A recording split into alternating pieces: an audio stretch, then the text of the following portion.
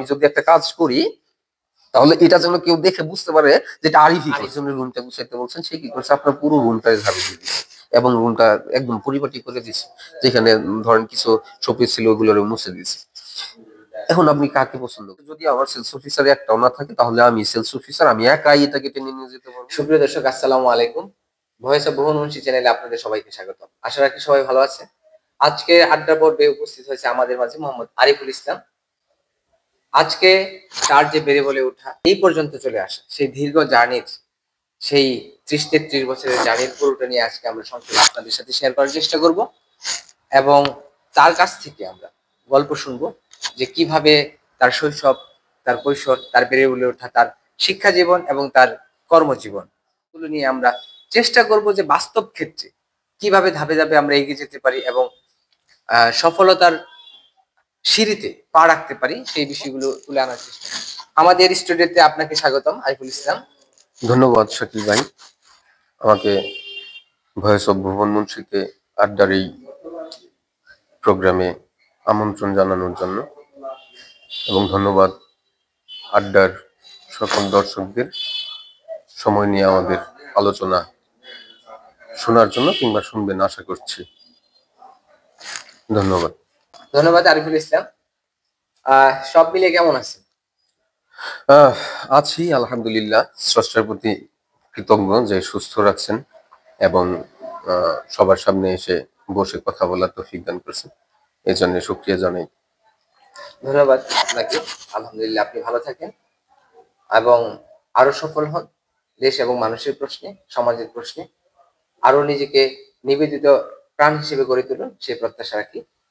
আজকে আমাদের এই 2024-এ দাঁড়িয়ে বর্তমান সামাজিক, অর্থনৈতিক, রাজনৈতিক যে পরিস্থিতি বাংলাদেশের এবং শিক্ষা ব্যবস্থা, অর্থনৈতিক কাঠামো, সেই জায়গায় দাঁড়িয়ে যদি আমরা অবজার্ভ করি, আমাদের পুরো দেশটাকে যদি অবজার্ভ করি, তাহলে দেখবো যে প্রত্যেক ক্ষেত্রেই একটা অস্থিরতা, টালমাটাল ভাব বিরাজমান। অর্থনৈতিক ক্ষেত্রে একটা দৈন্যতা, মানুষের বাজার ব্যবস্থার ক্ষেত্রে যদি দেখি দ্রব্যমূল্যের লাগাম ঊর্ধ্বগতি, শিক্ষা ব্যবস্থার ক্ষেত্রে যদি দেখি একদমই অপ্রাতিষ্ঠানিকতা, এক অরাজক পরিস্থিতি বিরাজমান। প্রশাসনিক ক্ষেত্রে যদি দেখি এই মুহূর্তে প্রশাসনগুলো খুব বেশি সক্রিয় না এবং দেশ জুড়ে যেভাবে আমরা 24-এ দাঁড়িয়ে, স্বাধীনতার 54 বছরের মাথায় দাঁড়িয়ে যতটুকু ভালো থাকার কথা ছিল, যতটুকু উন্নত জীবনযাপন করার কথা ছিল এবং মৌলিক অধিকারগুলো পাওয়ার কথা ছিল, সেইগুলোর ক্ষেত্রে আমাদের অনেক ঘাটতি, অনেক লেকিংস। তারপরও আমরা জানি যে আমাদের প্রত্যেককে সংগ্রাম করে, দক্ষতা অর্জন করে, যোগ্যতা অর্জন করে টিকে থাকতে হবে এবং নিজেকে যেভাবে এগিয়ে নিয়ে যেতে হবে, সেই সাথে দেশ এবং দেশের মানুষকে এগিয়ে নিয়ে যেতে হবে। থেমে থাকার কোনো সুযোগ আমাদের নাই। জন্মের পর থেকে অবিরত এই পথ। আপনার কাছ থেকে আমরা শুনতে চাচ্ছি আপনার শৈশব, কৈশোরের যে বেড়ে বলে ওঠা, প্রাইমারি স্কুল, হাই স্কুল, এই যে স্টাডি লাইফ আপনার, এই সম্পর্কে আপনার স্মৃতিচারণমূলক কথা শুনতে। ধন্যবাদ শাকিল ভাই, সুন্দর একটা কোশ্চেন করেছেন যে আমরা শৈশবে, আসলে মূলত শৈশবকালটা যদি আমরা বলি, শৈশবকালটা হচ্ছে আমাদের মানে বোধের বাহিরে। শৈশবটা হচ্ছে শেখানো একটা যাপন। শৈশবে আপনি যা করেছেন, আমি যা করেছি, সবকিছুই শেখানো।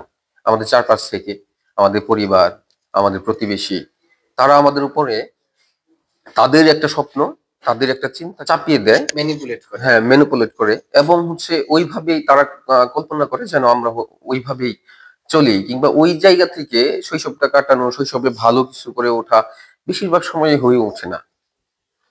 মানে এখানে যে ভাব প্রকৃতির মতো করে স্বাধীন হয়ে বেড়ে বলে ওঠাটা আসলে ওইভাবে পসিবল হয়ে ওঠে না। পরিবারের বিভিন্ন ধরনের ইচ্ছা আকাঙ্ক্ষা থাকে। হ্যাঁ, তারা হচ্ছে আমার সন্তান আইনজীবী হবে, আমার সন্তান ডাক্তার হবে, আমার সন্তান টিচার হবে, এরকম একটা কল্পনা করে। তো এই জায়গা থেকে হচ্ছে আমরা যেহেতু একটা মিডল ক্লাস, একটা গ্রামীণ একটা জীবনযাপনে ছিলাম, আমাদের পরিবার গ্রামীণ ছিল, সে অর্থে আমরা সেরকম গাইডলাইন পুরোপুরি আমরা লাইফে ডাক্তারি হব না আইনজীবী হব সেটাও একটা মানে সুনির্দিষ্ট চিন্তা ছিল না। গোল ফিক্স করা হয়, সেটা পরিবার থেকে সুস্পষ্টভাবে করা হয় নাই, সেই কল্পনাটুকু আমাদের মধ্যেও আসেনি।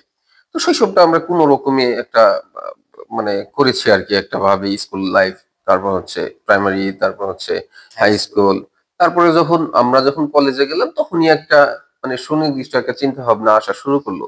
এবং এই সময়ে আপনার কিছু ব্যাপার থাকে যে সিরিয়াস একটা ব্যাপার থাকে, কিছু মানুষের মধ্যে ম্যাচুরিটি থাকে, কিছু স্টুডেন্টের ম্যাচুরিটি থাকে না। এই জায়গাতে হচ্ছে যারা মোটামুটি একটা মানে একটা স্টেবল একটা জায়গা থেকে আসে, তাদের একটা ওই যে সুনির্দিষ্ট যেটা আগেই সিলেক্ট করা হয়ে থাকে ফ্যামিলি থেকে, তারা ওইভাবেই একটা মানে গড়ে ওঠার চেষ্টা করে। আর যারা সুনির্দিষ্ট একটা প্ল্যানের মধ্যে ছিল না, তারা একটু এলোমেলো হয়ে ওঠে, তাদের ফ্রেন্ড সার্কেল এলোমেলো হয়ে ওঠে। তারা কি থেকে কি করে উঠবে, কোন জায়গায় যাবে, তাদের রেজাল্ট কি হবে, এই ধরনের একটা প্ল্যানও তাদের থাকে না। যে কারণে এই ইন্টারমিডিয়েট পর্যন্ত আপনি ধরে নিতে পারেন যে আহ, অনেক স্টুডেন্ট যারা আছে তারা নষ্ট হয়ে যেতে পারে, আবার হচ্ছে ঝরে পড়ে যেতে পারে। যে ইন্টারমিডিয়েট পর্যন্তই করলাম, কোনো রকমে ওই 2+, 3+ এরকম একটা রেজাল্ট করলাম, তারপরে বাবার সাথে একটা বিজনেসে সেটেল করলাম। আমার ক্ষেত্রে হচ্ছে ওরকমই একটা জীবনযাপন। আমি যখন ইন্টারমিডিয়েট পর্যন্ত ছিলাম, একটা মানে ওই খেলাধুলার প্রতি একটু বেশি আসক্ত ছিলাম, ক্রিকেট খেলার প্রতি। এবং ওই সময় দেখা যেত যে আপনার হচ্ছে দেখা যেত একটা একটা একটা ক্রিকেট ব্যাট কেনাও 700, 800 টাকা, 1200 টাকা, এরকম টাকা দিয়ে আমরা ক্রিকেট ব্যাট কিনতাম। যে টাকাটা দিয়ে আমরা, হ্যাঁ হ্যাঁ, যে টাকাটা দিয়ে আমরা হচ্ছে টিউশনি করতাম, কিংবা হচ্ছে পড়াশোনা করার জন্য ব্যয় করতাম, ওইটা না করে আমরা হচ্ছে কি করতাম, খেলায় ব্যয় করতাম। যে কারণে একটা পারিবারিক একটা চাপ আসতো, এবং আমাদের আমাদের যে মেন্টালিটি ছিল এটার সাথে অ্যাডজাস্ট হইতো না। যে কারণে একটা বিশৃঙ্খলা তৈরি হয়েছে। মন মগজটা হচ্ছে একটু স্বাধীন, একটু খেলবো হ্যাঁ হ্যাঁ, একটু খেলবো ফিরবো, ওই সময় পড়াশোনা নিয়ে এত গুরুত্ব নেই পরিবার আসলে। থেকে চাপ হচ্ছে যে আর আমাদের সময়ে পড়াশোনাটা অতটা মানে একটা সময় ছিল আপনার, আমাদের আগে এটা 2004-06 যারা বের হয়েছে, তখন পড়াশোনার একটা ডিমান্ড ছিল। কিছু স্টুডেন্ট ছিল যারা পড়াশোনার জন্যই শুধু পড়াশোনা করছে। এবং আমাদের সময় এসে কি হইলো যে এরা ওই কোন রকমের কলেজ লাইফ, একটা ইউনিভার্সিটিতে পড়তে পারলেই এরা মানে অনেক কিছু হয়ে গেছে, এরকম একটা ব্যাপার। এবং এর পরবর্তী থেকে কিন্তু পড়াশোনার প্রতিও পরিবারগুলো হচ্ছে ঝোঁকটা কমাই দিল, এবং তাদেরকে কোনো কর্মের সাথে, কোনো বিজনেসের সাথে রিলেট করানো, মানে তাদের সাথে সম্পর্ক করানো, এইরকম একটা চিন্তা ভাবনা ফ্যামিলির মধ্যে ঢুকে গেল। তো আমার সময় ছিল, আমি ইন্টারমিডিয়েটে খুব ভালো স্টুডেন্ট ছিলাম না, পড়াশোনা ওইভাবে করতাম না, কলেজ করতাম না। কোনো রকমে ইন্টারমিডিয়েটটা পাশ করি। করার পরে হচ্ছে ক্লাস টাস ফাঁকি দেওয়ার ভীষণ একটা ব্যাপার ছিল। এবং হচ্ছে আপনার মানে এলোমেলো একটা লাইফ লিড করার ব্যাপার ছিল, যেহেতু শহরের কাছেই আমাদের বাসা ছিল, যে কারণে হচ্ছে আমরা সবসময় এলোমেলো ভাবেই চলতাম। তো তারপরে কি হলো, ইন্টারমিডিয়েটটা শেষ করার পরে একটা টেনশন ঢুকলো মাথার মধ্যে, ভার্সিটি নিয়ে। এবং হচ্ছে তখন দেখা গেল যে আসলে একটা মানে মেন্টালি একটা প্রেসারের মধ্যে পড়ে গেলাম, যে সমাজে মানুষ কি ভাববে, কোথায় পড়াশোনা করলাম, এটাও একটা কোশ্চেন চলে আসে। যে কি করলো সারা জীবন, কি পড়াশোনা করলো, এত টাকা পয়সা খরচ করে পড়াশোনা করাইলো, কি করতে পারলো। তো তখন হচ্ছে একটা মেন্টালি প্রেসারের মধ্যে পড়ে গেলাম, এবং ডিসিশনের মধ্যে একটা মানে হযবরল চলে আসলো যে কি করব। যেহেতু ভালো স্টুডেন্ট ছিলাম না, সেই অর্থে পাবলিকে ভর্তি হবো এরকম রেজাল্টও খারাপ ছিল। তবুও 4+ ছিল এসএসসি তে, এবং ইন্টারমিডিয়েটে 3.7 এর উপরে ছিল। তো পরবর্তীতে কোচিং করলাম, কোচিং করার পরেও আপনার হচ্ছে পরীক্ষা দিলাম না কোনো ইউনিভার্সিটিতে। তবে হ্যাঁ, ভার্সিটি অ্যাডমিশন একটা দিলাম, এটা হচ্ছে কবি নজরুলে। এবং হচ্ছে আমার চান্স হইলো, এবং ভাইবার জন্য ডাকলো আমাকে। আমি ভাইবাও দিয়ে আসলাম। যাই হোক, ভর্তি হতে পারি নাই গাইডলাইনের অভাবে, কিংবা ওই যে নিজের বললাম না যে হচ্ছে ওইটুকু মানে মেন্টালি স্টেবল না। হ্যাঁ হ্যাঁ, সুস্পষ্ট প্ল্যান ছিল না। মানে হ্যাঁ হ্যাঁ, এগিয়ে যেতে চাচ্ছি। তবে একটা প্ল্যান হঠাৎ করেই আপনার হচ্ছে ইন্টারমিডিয়েটের পরে আমি গ্যাপ দিয়ে দিলাম হচ্ছে 3 বছর। 3 বছর ইন্টারমিডিয়েটের পরে গ্যাপ দিয়ে দিলাম 3 বছর, মানে ভার্সিটিতে ভর্তি হওয়ার আগ পর্যন্ত ভর্তি হবার আগ পর্যন্ত গ্যাপ। এইটা হচ্ছে আপনার একটা জাতীয় ইউনিভার্সিটিতে আপনার হচ্ছে ইসলামিক হিস্ট্রি অ্যান্ড কালচারে ভর্তি হলাম। আহ তারপরে আর হচ্ছে স্ট্রাই করলাম না, আপনার রান করলাম না, রান না করে হচ্ছে আপনার এটা হচ্ছে আপনার ওই পড়াশোনাটা মোটামুটি বাতিল পর্যায়ে চলে গেল। এবং হচ্ছে বাসায় ঝগড়াঝাটি সবসময় লেগেই থাকতো পড়াশোনার সম্পর্কে, নানান বিষয় সম্পর্কে। এবং হচ্ছে সব থেকে ইম্পর্টেন্ট বিষয় যে ওই সময় হচ্ছে আপনার ছেলেরা হচ্ছে একটু প্রেম টেম করে বেড়াইতো। আমি ওই একটা ব্যাপারের মধ্যে চলে গেলাম। হ্যাঁ হ্যাঁ হ্যাঁ, অনেকগুলো প্রেম টেমের সাথে জড়াই গেলাম। তো পরে অনেকগুলো। আহ, তারপর হচ্ছে আপনার একটা সময় দেখা গেল যে আসলে নিজেই একটু নিজেরে হচ্ছে মানে হীনমন্যতার মধ্যে পড়ে গেলাম যে কি করা যায়। তো তখন হচ্ছে আমি ডিসাইড করি যে আমি আইন বিষয়ে পড়াশোনা করব। এবং দেন আপনি আইন বিষয়ে পড়াশোনা কমপ্লিট করে আসছেন। হ্যাঁ, আইন বিষয়ে এই মুহূর্তে আমি আইন বিষয়ে পড়াশোনা আমার হচ্ছে কমপ্লিট, এবং এটা হচ্ছে আপনার 2018 তে কমপ্লিট হয়েছে একটা প্রাইভেট ইউনিভার্সিটি থেকে।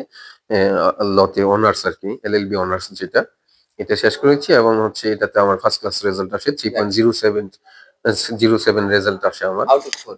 আউট অফ 4-এ। আলহামদুলিল্লাহ অনেক ভালো রেজাল্ট হয়েছে। হ্যাঁ, কিন্তু প্রশ্ন হচ্ছে আপনি তাহলে আইনে পড়াশোনা করে এখন তো জব করতেছেন ওয়ালটন।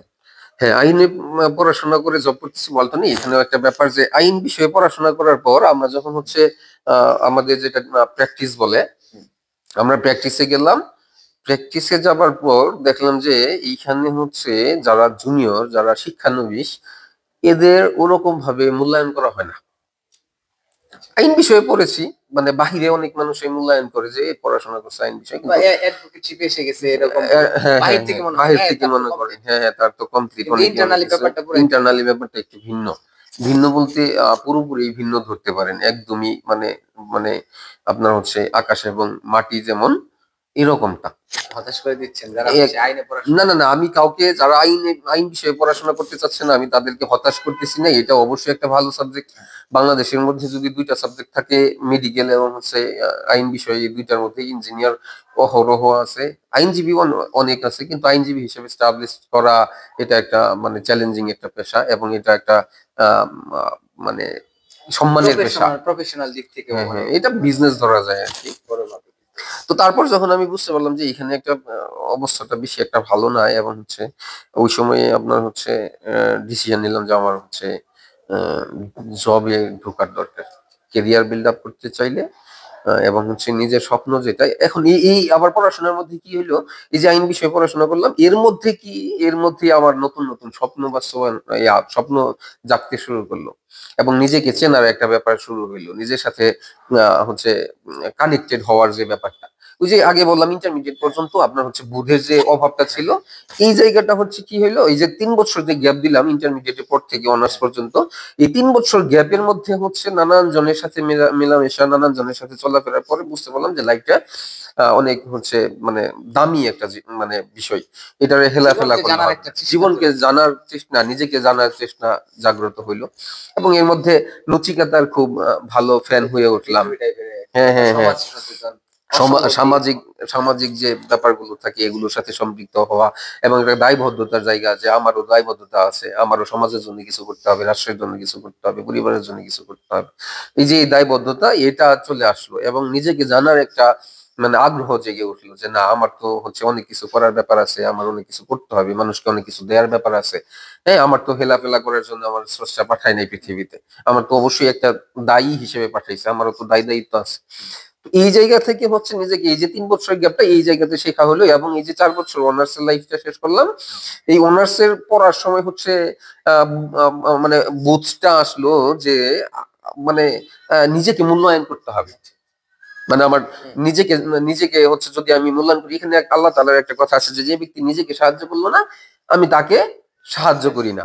মানে এই যে ব্যাপারটা, তাহলে আমার কি করতে হবে, আমার তো নিজেকে গড়তে হবে, এইভাবে তো লাইফ শেষ করা যাবে না। মানে কোয়ালিটি ডেভেলপ করতে হবে, কোয়ালিটি ডেভেলপ করতে এক্সপেরিয়েন্স হবে, নেওয়া উচিত, বিভিন্ন ধরনের নলেজ এক্সপেরিয়েন্স গ্যাদার নেওয়া করতে উচিত। হবে, হ্যাঁ, এবং নানান মানুষের সাথে চলতে হবে, এবং এই যে একটা বাবা মার আশা, এটাও একটা নানান ধরনের একটা মানে ভিতর তাড়না বা থেকে একটা তাড়না পেইন, তৈরি হইলো। সূক্ষ্মভাবে একটা পেইন বাবার যে তৈরি কষ্ট হবে। করে টাকা দেয়া প্রাইভেট ইউনিভার্সিটি, অবশ্যই আপনি জানেন যে একটা ভালো টাকা খরচ হুম। হয় একদম, মানে মোটামুটি ভালো।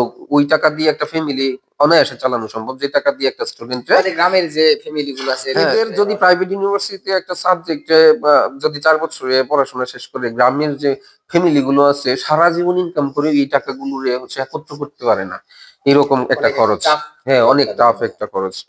তো এটা পরবর্তীতে একটা দায়িত্ব চলে আসলো ভিতরে, এবং নিজেকে জানার একটা ব্যাপার চলে আসলো। আমি আলহামদুলিল্লাহ তখনই হচ্ছে আপনি উম এই এই পর্বে যে পর্বটা যাচ্ছিল আপনার মানে নিজেকে বিল্ড আপ করার, হুম নিজেকে রিফর্ম করতেছেন, এই পর্বে এসে যে জীবন তৃষ্ণা, হুম নচিকেতার গান, সমাজ সচেতনতা, অথবা এর আগের যে 3 বছর একটা বোহেমিয়ান লাইফ, সেখান থেকে বেরিয়ে এসে একটা সচেতন ভাবে। দেখেন এইখানেও একটা ব্যাপার আছে, এই ব্যাপারটা হচ্ছে যে ওই যে 3 বছর যদি আমি গ্যাপ না দিতাম, তাহলে এই যে আমি আজকে যে আরিফ আরিফ হয়ে উঠতে পারতাম না।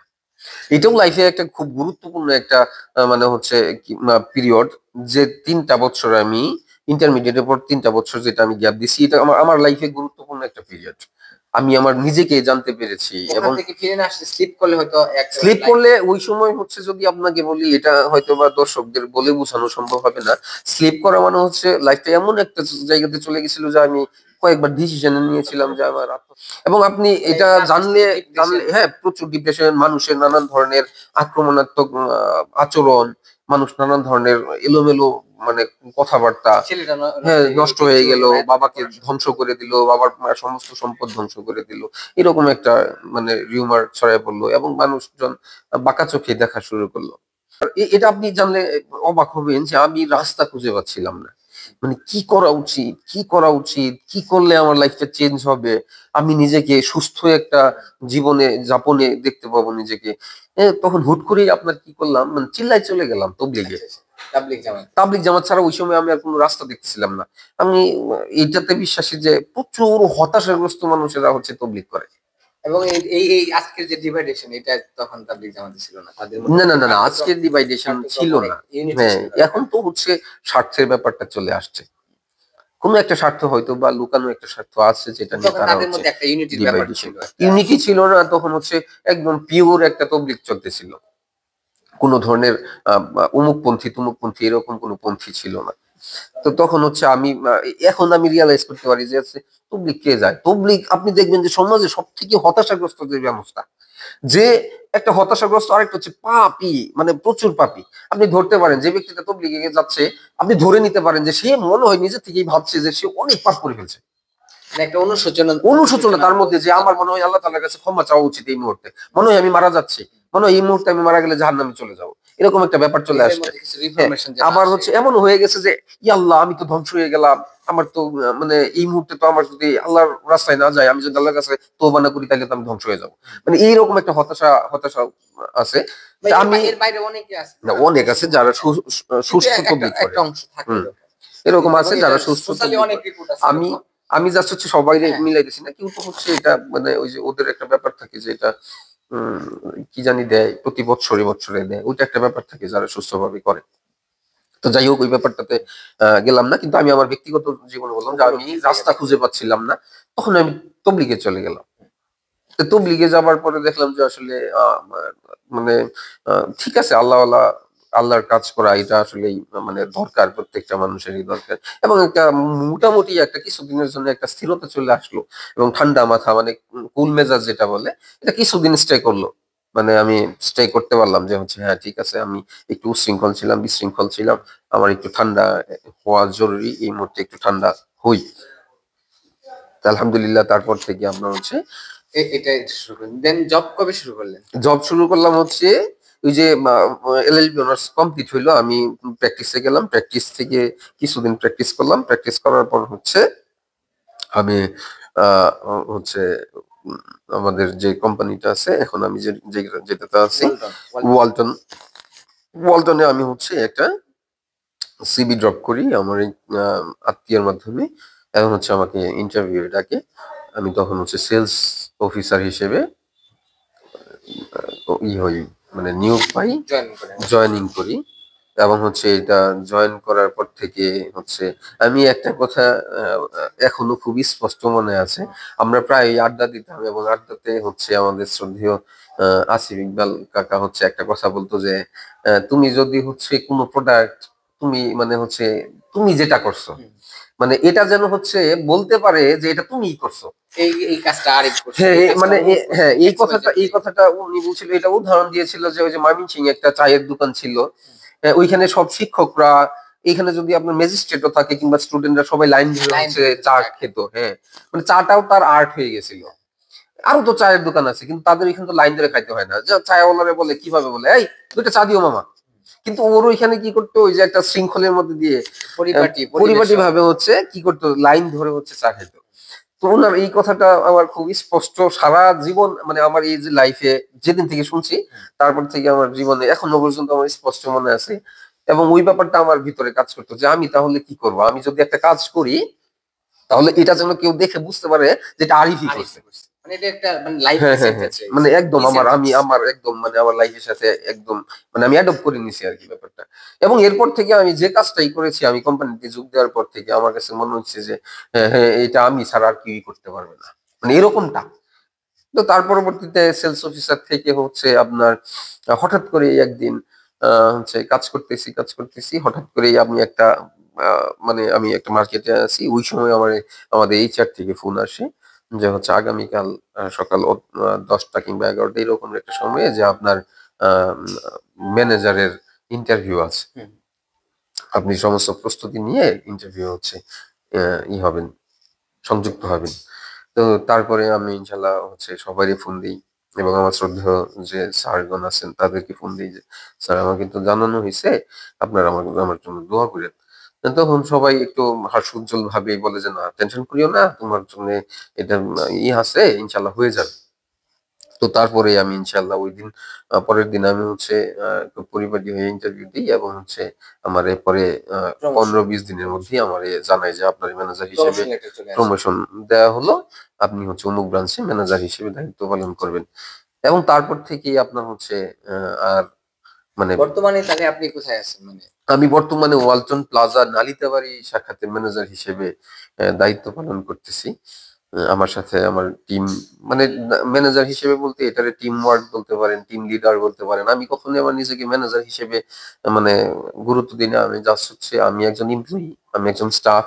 কোম্পানির ভালো মন্দ আমার দেখার দায়িত্ব এবং হচ্ছে কোম্পানির ভালোটাই যেন আমার মাধ্যমে হয় সে অর্থে আমি অফিস অ্যাসিস্ট্যান্ট আমাকে ধরতে পারেন, অফিস সহকারী হিসেবে আমাকে ধরতে পারেন, আমাকে ম্যানেজার হিসেবে ধরতে পারেন, আমাকে সেলস এক্সিকিউটিভ হিসেবে ধরতে অর্থাৎ পারেন। আমার যে মানে ডিউটিটা আছে এটা আমার টোটাল রেসপন্সিবিলিটি টোটাল নিয়ে আমি টোটাল রেসপন্সিবিলিটি আমি এভাবে বলি যে যদি আমার সেলস অফিসার একটাও না থাকে তাহলে আমি সেলস অফিসার, আমি একাই এটাকে টেনে নিয়ে যেতে পারবো, এইটুকু সাহস আমার মধ্যে আছে, এইটুকু ডেডিকেশন দিয়ে আমি ইনশাল্লাহ কাজে ছিলাম এবং এখনো পর্যন্ত আমি জবে দায়িত্বরত আছি এবং হচ্ছে সবার ইনশাল্লাহ সবার ভালোবাসা এবং হচ্ছে আমার যে কর্মের প্রতি তৎপরতা এটা দেখে। এই ক্ষেত্রে যদি আমরা একটু স্কিপ করতেছি আপনার কথাটা, এই ক্ষেত্রে যদি বলা হয় যে বাংলাদেশের যে জব সেক্টর এটা তো অনেকটা সংকুচিত, সবার জব পাওয়ার হইতে মানে ওইভাবে সুযোগ হয় এটা জব সংকুচিত বলতে আমাদের সময় সংকুচিত ছিল। যদি এখন জব সংকুচিত দেখেন তাহলে আপনাকে ভাবতে হবে যে আজকে থেকে 5 বছর আগে 10 বছর আগে জব আরো সংকুচিত ছিল। আমাদের যত দিন যাচ্ছে আমাদের জবের সেক্টরটা বৃদ্ধি পাচ্ছে, সংখ্যাগুলো বৃদ্ধি পাচ্ছে, কিন্তু আজকে থেকে যদি 5 বছর আগে 10 বছর আগে ধরেন তখন আরো সংকুচিত ছিল। এটা এটা ব্যাপার হচ্ছে যে আমি একটা বিষয় খেয়াল করছি, আপনি দেখবেন যে আমরা যেহেতু একটা মানে একটা অবস্থানে আছি, এখানে অনেকেই সিভি কিন্তু আমাদের কাছে দেওয়ার চেষ্টা করে কিংবা চাকরির কথা বলে। এখানে আমি অনেক মানে আমি অনেক স্টুডেন্টদের দেখছি যারা কিংবা জব মানে প্রার্থীদের দেখছি জব মানে চাইতেছে, এরা হচ্ছে আপনার ইন্টারভিউ হচ্ছে খুব অনীহা আছে, মানে তারা ফেস করতে চাচ্ছে না। তারা জব চাচ্ছে ঠিকই কিন্তু জবের জন্য যে ইন্টারভিউটা দিতে হয় এটা ফেস করতে চাচ্ছে না। কিংবা তাদেরকে যদি আপনি বলেন যে হ্যাঁ আপনার সার্কুলার হবে অমুক দিন ওই জায়গাতে হচ্ছে আপনার ইন্টারভিউ হবে, আপনি এই বিষয় নিয়ে আপনি ওইখানে উপস্থিত হবেন, তখন বলে যে আমার তো ওই দিন অনেক কাজ আছে, মানে ভয় পেয়ে যায়, মানে ফেস করতে ভয় পায় বা এই জব করার জন্য যে একের পর এক ট্রাই করা এটা তারা এবং এইখানে ব্যাপার হচ্ছে যে জব যদি সংকুচিত থাকে, জবের সংখ্যা যদি না থাকে, বাংলাদেশ বাংলাদেশে অনেক ওয়ে আছে যেটা দিয়ে হচ্ছে নিজেকে ডেভেলপ করা যায়। এখন আপনাকে যদি বলা হয় যে মানে জব আর হচ্ছে উদ্যোগ এন্টারপ্রেনার হিসেবে নিজেকে গড়ে তোলার ক্ষেত্রে এটা এটা একটা ব্যাপার আছে, দুইটা অপশন এটা একটা ব্যাপার আছে যেটা আমি মনে করি একটা একজন উদ্যোক্তা অনেক গুরুত্বপূর্ণ একটা ব্যাপার, উদ্যোক্তা হয়ে ওঠা। কিন্তু উদ্যোক্তা হয়ে ওঠার আগে আপনাকে অফিসিয়ালি যে আপনার ট্রেনিংটা আছে, অফিসিয়ালি যে হচ্ছে আপনার ম্যানারিজমটা আছে, এটা উদ্যোক্তা হয়ে ওঠার আগে এটা খুব গুরুত্বপূর্ণ। এখন এইখানে বিষয় আছে যে আপনি উদ্যোক্তা হয়ে ওঠার আগে কি আপনি জব করবেন নাকি হচ্ছে কি করবেন, কিংবা উদ্যোক্তা হয়েই শুরু করবেন, তাহলে এইখানে ব্যাপার হচ্ছে যে আমাদের বাংলাদেশে একটা ব্যাপার খুবই কম আছে যে উদ্যোক্তা তৈরি করার জন্য যে গ্রুমিং স্কুল গুলা এগুলো নাই। হ্যাঁ, আপনি এটা করতে পারেন যে হ্যাঁ আপনি উদ্যোক্তাই হয়ে উঠবেন, তাহলে এটা করতে পারেন। হ্যাঁ, এবং স্টার্টিং থেকে আপনার অফিসিয়াল যে ম্যানারিজমটা থাকবে, হ্যাঁ এটা একটা একাডেমি থাকবে, স্কুল থাকবে, যেখানে আপনার উদ্যোক্তা হিসেবে তৈরি করার জন্য গ্রুমিং করানো হবে, আপনাকে অনেক বিষয়াদি শেখানো হবে, আপনার মার্কেটিং কিভাবে করতে হবে। উদ্যোক্তা না, শুধু লাইফের প্রত্যেকটা বিষয় হচ্ছে সেলসের সাথে রিলেট। আপনি আপনি উদ্যোক্তা হয়েছেন, আপনি ফার্মিং করছেন, আপনার গরুর দুধ অবশ্যই বিক্রি করতে হবে। আপনার গরুর দুধ নষ্ট হয়ে গেছে, ওইটারে আপনার দই বানাইতে হবে। মানে এইটা ব্যাপারটা হচ্ছে যে উম, আপনি উদ্যোক্তা হয়ে উঠবেন, কিন্তু আপনার যদি প্রপার যদি গাইডলাইনটা না থাকে, আপনার প্রপার যদি একটা মানে হচ্ছে কি বলে ওইটারে, মানে জ্ঞান না থাকে, তাহলে তো আপনি উদ্যোক্তা হয়েও কিছু করতে পারবেন না। আবার জব জব হোল্ডার হয়েও আপনি মানে একটা প্রাইভেট বলে না, সরকারি জব কি বলে ওইটারে, মানে চাকরিজীবী হয়েও হয়েও আপনি কিছু করতে পারবেন না। কারণ এইখানে ব্যাপার হচ্ছে যে আপনার আপনার এই গ্রুমিংটা খুব ইম্পর্টেন্ট। আপনি আপনার একটা জব দেওয়া হলো, ধরেন আপনার সাধারণ একটা জব, একটা সেলসে একটা জব দেওয়া হলো, কিন্তু আপনি সারা জীবন সেলসেই জব করে গেলেন, মানে আপনি জব হিসেবেই নিয়ে নিলেন। এখানে একটা ব্যাপার মিস করে গেছি যে আমি কিন্তু কখনো হচ্ছে জবটাকে জব হিসেবে নিই, ক্যারিয়ার হিসেবে নিয়েছি। এটা কিন্তু মানে আমি শুরু থেকেই আমি যখন ওয়ালটন প্লাজাতে ঢুকি এবং হচ্ছে ওয়ালটনের সেলসে ঢুকি, তখন আমি যখন ওই যে ব্যাকগ্রাউন্ড কি, আমি আইন বিষয়ে পড়াশোনা করে আসছি, বাবার কিন্তু অনেক কথা শুনতে হয়েছে, অনেকেই বলছে, পরিবারের দ্বিমত ছিল, যে না দ্বিমত ছিল। মা বলছিল যে যেদিন আমি ইন্টারভিউ দিতে যাই তার আগের দিন মা কান্না করে বলছিল যে খুব তাড়াতাড়ি বড় হতে যায় না, তাহলে কিন্তু দায়িত্ব বেড়ে যাবে। এবং বাবা বলছিল যে সেলসে চাকরি করো, এটা তো মানুষজন নানান ধরনের কথা বলতেছে, তুমি তো কোর্টে প্র্যাকটিস করলে তোমার ভালো ইনকাম করতে পারবা। তা আমি কিন্তু এইটা চিন্তা করি না যে আচ্ছা ঠিক আছে, আমার টাকাটা খুব ইম্পর্টেন্ট, আমার কেরিয়ারটা ইম্পর্টেন্ট। এবং আমি যখন সেলসের জবে ঢুকি এবং আমি দেখছি যে সেলসের জবটা এরকম যে এখানে কেরিয়ার বিল্ড আপ করা হচ্ছে খুব সহজ, মানে যত বেশি হার্ড ওয়ার্ক হবে, হ্যাঁ হার্ড ওয়ার্ক, টেকনিক্যাল, এবং হচ্ছে আপনাকে মানে আপনার একটা ব্যাপার হচ্ছে এইখানে আপনার হচ্ছে মানবীয় হয়ে উঠতে হবে। মানে আমরা তো সব থেকে ইম্পর্টেন্ট যেটা হচ্ছে যে আমরা যে মানবিক, আমরা যে মানুষ, আমরা তো আমাদের নেচার থেকেই বের হয়ে গেছি, আমাদের ভিতরে তো মানবিক যে ব্যাপারটা এটা নাই, একদমই নাই। আপনি আপনি দেখবেন যে সেলসে গেছেন, একটা কাস্টমার আসছে, দুই তিনটা কথা বলছে, আপনি তার সাথে রেগে গেছেন। মানে সে যে একজন মানে ক্রেতা, সে যে আপনার কাছে সম্মানী ব্যক্তি, সে যে ওই যে বলে যে দোকানদার হচ্ছে পেঁচার, কাস্টমার হচ্ছে লক্ষ্মী, কাস্টমার। হ্যাঁ এই ব্যাপারটা কিন্তু আমরা ভুলে গেছি। এবং আমাদের মধ্যে যে ব্যাপারটা থাকে যে মানবিক হয়ে ওঠা, এইখানে আমরা একটা ওই যে অনেক আগে থেকে একটা সংগঠনের সাথে যুক্ত ছিলাম, যেখানে মানবীয় মর্যাদা প্রতিষ্ঠার লক্ষ্যে অনেক চর্চা করা হইতো। হ্যাঁ, এইখান থেকে অনেক কিছু আমাদের শেখা আছে। যাই হোক, সবার যে সবকিছুই শেখা থাকবে ব্যাপারটা এরকম না, কিন্তু মানবিক হয়ে ওঠা, কাস্টমারকে হচ্ছে গুরুত্ব দেয়া, এবং সামাজিক শিক্ষা এবং জবটাকে শুধু জব হিসেবে না নিয়ে কেরিয়ার হিসেবে নেয়া। ধরেন আমি আপনারে বলি যে আপনি ধরেন হচ্ছে একটা সেলসে কিংবা ধরেন একটা এনজিও তে জব করতেছেন, এনজিও তে আপনি হচ্ছে ফিল্ড অফিসার হিসেবে জব করতেছেন, আপনার স্যালারি হচ্ছে 20,000 টাকা। এখন আপনি ভাবতেছেন যে আমি 20,000 টাকা দিয়ে কিভাবে চলবো, আপনার হিমশিম খেয়ে যাচ্ছেন। আপনি 2 বছর জব করলেন, 2 বছর পরে আপনি বললেন যে না এই স্যালারি তো হবে না, আমার এই জব ছেড়ে দিতে হবে। আচ্ছা, আপনি যে ব্রাঞ্চ ম্যানেজারের আন্ডারে কাজ করতেছেন, সেই ব্রাঞ্চ ম্যানেজারও 5 বছর ফিল্ড অফিসার হিসেবে কাজ করছে। এখন এই 5 বছর যে ফিল্ড অফিসার হিসেবে কাজ করছে 20,000 টাকার স্যালারি, সে কিন্তু এটা ভাবে না, কারণ কি তার চিন্তা ছিল ক্যারিয়ার। এবং সে এটা ভাবছে যে আমি 5 বছর 20,000 হিসেবে করবো, কিন্তু আমি পরবর্তীতে লাভ মারি কি করবো, ম্যানেজার হওয়ার পর থেকে আমি 50,000 টাকা স্যালারি পাবো। তার মানে আমার 5 বছর আমি ইনভেস্ট করলাম, 5 বছর পরে আমি কি করবো, 30,000 টাকা থেকে এই যে 20,000 টাকা থেকে 50,000 70,000 টাকা, তাহলে আমি কি করবো, 20,000 টাকা আমার ইনভেস্ট করা, বাকিটা আমি হচ্ছে কি করবো 5 বছর পর থেকে আমি উত্তোলন করবো। তার মানে আপনার হচ্ছে কি এই যে 2-3 বছর এটা হচ্ছে আপনার কি ইনভেস্ট। কিন্তু আপনি অনেকেই এইখানে হেরে যায় যে জব সেক্টরটাতেও একটা ব্যবসায়িক অ্যাপ্রোচ থাকতে হবে, জব সেক্টরটাকে লং টাইম প্ল্যান, এটা ব্যবসায়িক না, এই যে বললাম যে ক্যারিয়ারের একটা ব্যাপার ধরে নিতে হবে যে এইখানে আমার ক্যারিয়ার। আমরা বেশিরভাগ সময় কি করি যে জবটাকে জব হিসেবেই নিই এবং এইভাবে বলি পাইতেছি ঠিক আছে, আমি তো 5টা ডিউটি করতেছি, কিংবা হচ্ছে যে আরে আমি তো মাসে পাইতেছি, আমার এত পরিশ্রম করা লাগবে কেন, আরে দূর অমুক একবারে জীবন দিয়ে দিব কোম্পানির জন্য। আরে দেখছি অনেক ওরকম অনেক মানুষ অনেক পরিশ্রম করছে, কিন্তু কারোর কিছু লাভ হয় নাই। মানে এই যে একটা মেন্টালিটি, এই যে টেন্ডেন্সি, এই টেন্ডেন্সি আপনাকে কখনোই আপনার ক্যারিয়ার বিল্ড আপ করতে দিবে না। কারণ হচ্ছে আপনি তো ক্যারিয়ার নিয়ে ভাবতেছেনই না, আপনি ভাবতেছেন হচ্ছে স্যালারি নিয়ে। এখন স্যালারি হচ্ছে আপনি স্যালারি নিয়ে, আমার এখানে একটা মানে হাস্যকর একটা ব্যাপার আছে যে স্যালারি নিয়ে আপনি ভাবার কি, স্যালারি নিয়ে ভাববে কোম্পানি, আপনি তো কাজ নিয়ে ভাববেন। একজন এমপ্লয়ি অলওয়েজ তার ডিউটি নিয়ে ভাবে এবং কাজটাকে হচ্ছে এনজয় করতে পারে এবং খুব সহজে সমাধান করে ফেলতে পারে তার প্রবলেমগুলো। আচ্ছা, আপনি ধরেন আপনার আপনার রুমটাকে হচ্ছে কাউরে গুছাইতে বলছেন, আপনার রুমটাকে কাউরে গুছাইতে বলছেন, আপনি কি করছে, সে আপনার রুমটাই কিভাবে সে বিছানাপত্রটা গুছাইছে। আপনি আরেকজনের রুমটা গুছাইতে বলছেন, সে কি করছে আপনার পুরো রুমটাই ঝাড়ু দিয়ে দিচ্ছে এবং রুমটা একদম পরিপাটি করে দিচ্ছে, যেখানে ধরেন কিছু শোপিস ছিল ওগুলো মুছে দিচ্ছে। এখন আপনি কাকে পছন্দ করবেন বেশি? Second person. সেকেন্ড পার্সন না? তাহলে হচ্ছে আপনি যদি ওই সেকেন্ড পার্সন না হয়ে উঠতে পারেন তাহলে কি আপনি ক্যারিয়ার বিল্ড আপ করতে পারবেন? এখন বেশিরভাগ চাকরিজীবীর মেন্টালিটি হচ্ছে ফার্স্ট পার্সন। আপনাকে রুমটা গুছাইতে বলছে মানে আপনি বিছানাটা গুছাই দিয়ে আপনার কাজ শেষ, কাজ শেষ। আর যে ক্যারিয়ার বিল্ড আপ করবে সে হচ্ছে ওই যে সেকেন্ড পার্সন, যে তার রুমটা গুছাইতে বলছেন, এই বিছানাটা গুছাইতে বলছেন, সে পুরো রুমটারই পরিপাটি করে দিয়ে আসছে। সে কি ভাবছে? সে হচ্ছে ক্যারিয়ার নিয়ে ভাবছে। অল ওভার রেসপন্সিবিলিটি তার থাকতে হবে। হ্যাঁ, হ্যাঁ, হ্যাঁ, হ্যাঁ। মানে এজ এ এন্টারপ্রেনার, এন্টারপ্রেনার, হ্যাঁ, এই উদ্যোক্তা। সমস্ত ব্যাপারটা আমার, হ্যাঁ, আমি টোটাল ব্যাপারটাকে হ্যান্ডেল করবো, আমার সীমানায় যা আছে সমস্ত হ্যাঁ, হ্যাঁ, হ্যাঁ। তো এইখানে ব্যাপার হচ্ছে এই ব্যাপারগুলো যদি কেউ থাকে এবং হচ্ছে ইন্টারভিউ গুলো ফেস করা এবং চাকরিটাই যে আপনার মেইন চাকরি করে যে আপনার জীবনে অনেক কিছু করতে হবে এবং সবাই যে চাকরি করে অনেক কিছু করে ফেলবে ব্যাপারটা এরকম না। কিন্তু আপনার এখানে ব্যাপার হচ্ছে যে প্রাতিষ্ঠানিক যে আপনার ম্যানারিজমটাই এটা আপনার অ্যাডপ্ট করতে হবে। আপনার একটু এখন তাহলে একটু কথা বলতে চাচ্ছি এটা নিয়ে যে ধরেন তাহলে আমাদের কি কি কোয়ালিটি ডেভেলপমেন্ট করা উচিত আমাদের, যে হচ্ছে আমি যদি জব করতে চাই অথবা ভালো কোনো কোম্পানিতে ভালো একটা জব করতে চাই, ক্যারিয়ার হিসেবে জব কিনে নিলাম, অথবা আমি উদ্যোক্তা হিসেবে নিজেকে গড়ে তুলতে চাই, তাহলে ফার্স্ট ক্যাটাগরিতে মৌলিক যে দক্ষতা বা কোয়ালিটি আমাদের দরকার সেগুলো কি কি হতে পারে? তা এইখানে একটু একটু বলি যে হচ্ছে এইখানে আপনি যদি উদ্যোক্তা হয়ে ওঠেন, উদ্যোক্তা হইলেও আপনার জবে ঢোকার দরকার।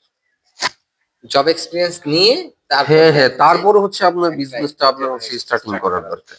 হ্যাঁ, আর কোয়ালিটি গুলো কি কোয়ালিটি যদি হয় এটা অবশ্যই আপনাকে হচ্ছে, যদি কোয়ালিটি কথা বলি, যদি একদমই মানে ফুল অফ মানে লাইফ যদি বলি, সম্পর্কে জ্ঞান থাকা, আমাদের হ্যাঁ আমাদের শ্রদ্ধেয় অলওয়েজ একজন গুড লার্নার হিসেবে নিজেকে, গুড লার্নার হিসেবে, হ্যাঁ, হ্যাঁ, এটা এটা খুব ইম্পর্টেন্ট একটা ব্যাপার যে আপনি যে অনেক কিছু জানেন না এই ব্যাপারটা আপনাকে ভুলে যেতে হবে।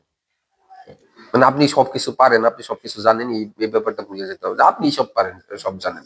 এবং এই যে আমার কাছে যেটা মনে হয় যে এই হচ্ছে থাকা, আপনার আপ টু ডেট থাকা, আপ টু ডেট থাকা, প্রতিদিনের কাজ প্রতিদিন শেষ করা।